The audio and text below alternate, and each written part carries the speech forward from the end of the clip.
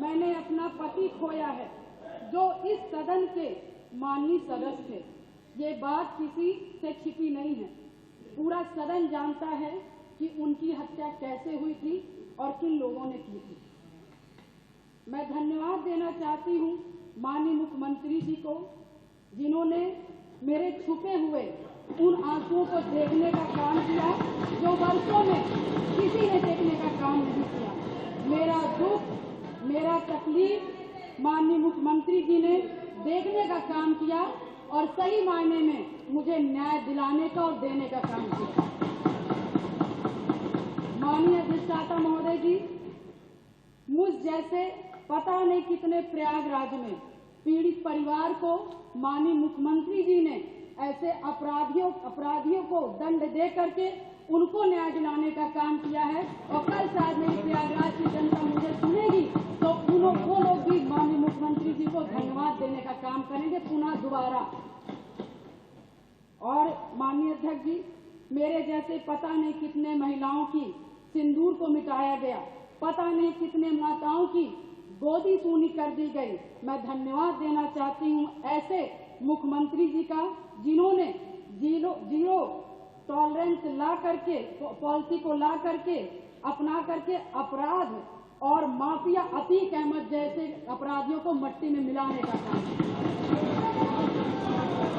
आज प्रयागराज अधिष्ठाता महोदय जी, आज प्रयागराज ही नहीं अपितु पूरा उत्तर प्रदेश की जनता आज माननीय मुख्यमंत्री जी के तरफ विश्वास की नजर से देखता है कि कोई भी प्रदेश का कोई भी माफिया या भू माफिया हमारे भाई की तरफ, हमारी महिलाओं की तरफ, हमारी बहनों की तरफ बुरी नजर से उठा के देखने का काम करेगा तो उस हर अपराधी को मिट्टी में मिलाने का काम किया जाए।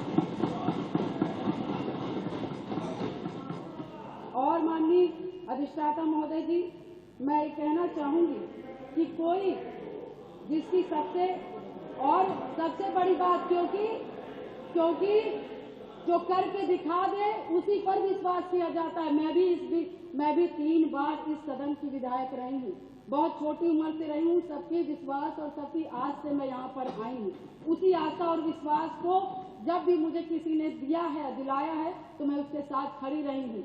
मैं कहना चाहूंगी कि इसकी सबसे बड़ी नजीर प्रयागराज में आपने हत्याकांड में देखा होगा, जिस तरह से जिसमें मेरे पति की हत्या हुई थी और जिस घटना को पूरा प्रदेश जानता है। मैं माननीय मुख्यमंत्री जी के आने के बाद मुझे न्याय मिला। मेरे पति के हत्यारे अतीक अहमद को माननीय मुख्यमंत्री जी ने मिट्टी में मिलाने का काम किया। मैं उनके इस जीरो टॉलरेंस की पॉलिसी का समर्थन करती हूँ और मुझे लगता है कि इस बात को मैं नहीं कहना चाहती थी, क्योंकि मैंने आज तक चाहे सदन हो, चाहे सड़क हो और चाहे मेरा घर हो, चाहे परिवार हो, मैं विधायक बनी मगर मैंने बहुत ही शालीनता से अपना परिवार, अपना समाज और सदन की मैंने हमेशा गरिमा बनाए रखी। मैंने कभी भी किसी का अपमान नहीं किया। मगर मैं विधायक से पहले मैं 9 दिन की ब्याहता थी। मेरी माँ तो 9 दिन की शादी हुई थी और मैं उस ससुराल में मैं विधायक बनने नहीं गई थी। मैं सिर्फ उस घर का रोटी बनाने के लिए गई थी, अपना परिवार बसाने गई थी। मैं विधायक नहीं बनने गई थी। मगर जब मेरे साथ घटना हुआ तो मैंने न्याय के लिए अपना आवाज खोला, अपने अधिकारों को मानने का काम किया और जो कि मुझे जिस तरह से मुझे सही लगा, मैंने कभी जनता को अपना परिवार समझा, कभी आप सभी माननीय सदस्य को अपना भाई बंधु समझा और आप ही लोग से, सभी लोग से मुझे ताकत मिली। और मुझे लगता है कि प्रयागराज में जो कोई नहीं सोचता था, मैं मिसाल हूँ उन सभी लोगों का, जो कि मैं बहुत गरीब परिवार से, दोनों ससुराल और मैके दोनों परिवार से, बहुत गरीब परिवार से आती हूँ। न मेरे पास पैसा था, न गाड़ी था, न व्यवस्थाएं थी, न घर में कोई एक आदमी था। मगर धन्य शहर पश्चिमी की जनता ने जिस पे मुझे विश्वास करके मुझे चुनाव लड़ने का काम किया और अपने पैसे से चुनाव लड़ने का काम किया और उन्होंने लड़वाने का काम उसी आस्था विश्वास के साथ सन 2005 से मैं कमर कस के मैंने शायद अपनी नहीं कि अपने पति की, मुझे तो पता ही नहीं था कि कौन क्या है। मगर मैंने जब जाना कि इससे कोई लड़ने के लिए तैयार नहीं था अतीक ऐसे माफियाओं से, तो मैंने लड़ने की ठानी, क्योंकि मुझे बस एक चीज लगा कि आज मैं डर जाऊंगी जिसके पति की सारेआम हत्या कर दी गई और उसकी डेड बॉडी नहीं दी गई। ऐसे पता नहीं कैसे नॉर्मल इंसान जो छोटे छोटे समाज के लोग होंगे, पता नहीं हजार राजूपाल जी की हत्याएं हो जाएंगी और हम जैसी लड़कियां गूंगी बहरी घर में बैठ जाएंगी।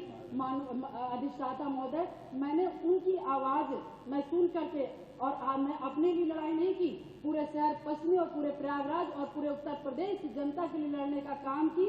और शायद मेरे आराध्य शिव जी को तरस आया होगा जिन्होंने माननीय सदस्य की सरकार समाप्त कर लेना और हमारे जो सबको बोलना है जी को मानने वाले हैं, भगवान जी हनुमान जी को मानने वाले हैं, ऐसे मुखिया उत्तर प्रदेश के सरकार के मुख्यमंत्री बने। और शायद मेरी दम घुट रही थी और शायद मुझे दिक्कत हो रही थी और शायद मैं लड़ते लड़ते कहीं न कहीं अंदर से टूट रही थी, शरीर कमजोर हो रही थी, परेशान हो रही थी।